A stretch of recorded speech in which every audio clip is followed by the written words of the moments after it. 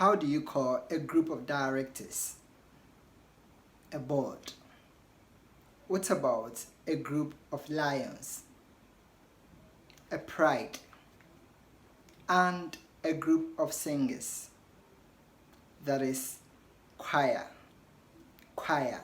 Choir, not choir or choir. Choir. Difficult pronunciation, but I've got to practice that. Choir. Okay? Now, which of these sentences do you think is correct? Is it the couple have given birth to a bouncing baby boy, or the couple has given birth to a bouncing baby boy? What about this? The choir sings beautifully, or the choir sing beautifully. You should be able to find out by the end of this lesson. Today's lesson on the English concept is about collective nouns, what they are, some examples, and how they are used. So let's dive in. Collective nouns are nouns that refer to a group of people, animals, things, or ideas. I'm going to give you some free examples of collective nouns. I'll tell you the group and you tell me the name given to those groups. There are 9 examples in all. How many do you think you can get correct? I hope you get everything correct. Now, how do you call a group of delegates? That is delegation. What about a group of thieves? Pack. A group of mountains. Range. How do you call a group of friends? Circle. So a circle of friends. What about a group of instrumentalists? Orchestra. Orchestra. Okay. So how do you call a group of actors? Cast. Cast.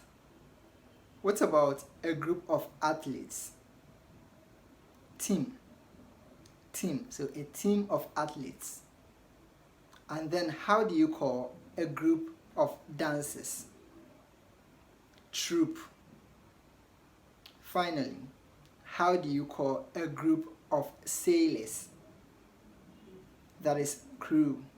A crew of sailors. How many of these examples were you able to answer correctly? How do you use collective nouns? In English language and especially in grammar, there are singular nouns and plural nouns.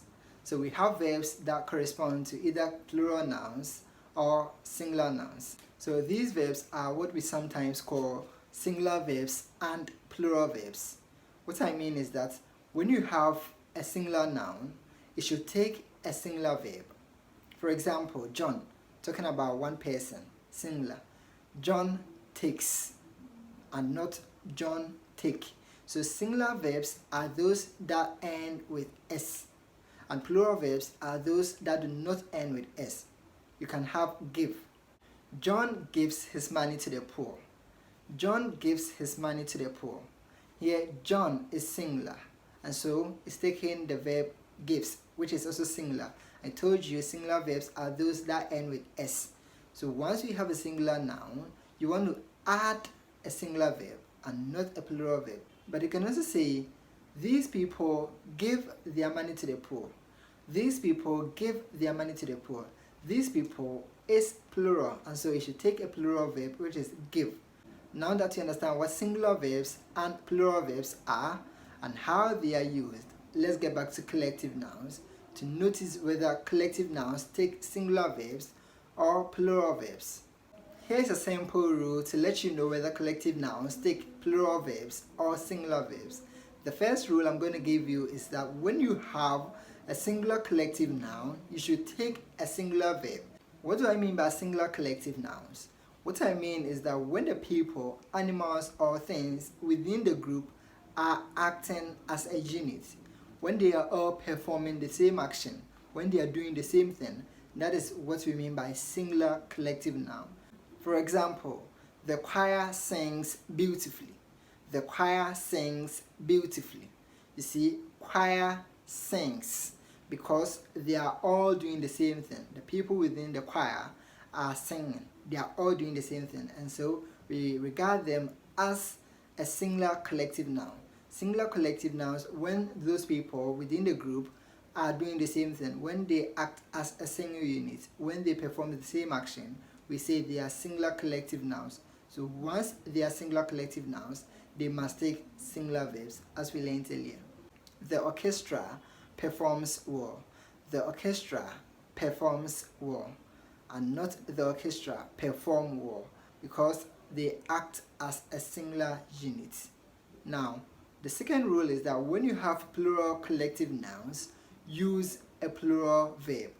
What I mean by plural collective nouns is that when the people, things, or animals within the group are doing different things, when they act as separate individuals within the group, so you can say the choir bring their own microphone to practice. The choir bring their own microphone to practice. In this case, the choir bring and not the choir brings. If they were to act as a single unit, if they were all doing the same thing, if they brought only one microphone, then we could say that the choir brings a microphone to practice, or the choir brings one microphone to practice, and that is accepted. But once each individual within the group is bringing their own microphone, then they are doing different things, and so you do not want to regard them as a singular collective noun, but as a plural collective noun, and so you should take a plural verb. Okay. Another example is that the orchestra are tuning their instruments. The orchestra are tuning their instruments. Here we could say that the instrumentalists are doing different things. So the person who plays the guitar is tuning the guitar. Also, the one who plays the trumpet is tuning the trumpet. And that is why we say the orchestra are and not the orchestra is tuning their instruments. I'm going to give you some simple exercise for you to try. You can let me have your answers in the comment section if you have time, and kindly participate. You are to select the correct option from these verbs to complete the sentences. The first question is, the couple is playing on the park, or the couple are playing on the park. Another one, the couple is driving different cars to work today, or the couple are driving different cars to work today. The committee are arriving from their various homes, or the committee is arriving from their various homes. What about the committee agrees that cell phones be banned from schools? The committee agrees that cell phones be banned from schools, or the committee agree that cell phones be banned from schools. The cast, a group of actors, the cast have been practicing their lines, or the cast has been practicing their lines. I hope you'll be able to get everything correct. Kindly subscribe to this channel if you haven't already, and recommend this video to your friends who may be interested in learning English language with us. It may be very useful to them. Thank you very much for your time, and I look forward to having you watch the next lesson. See you.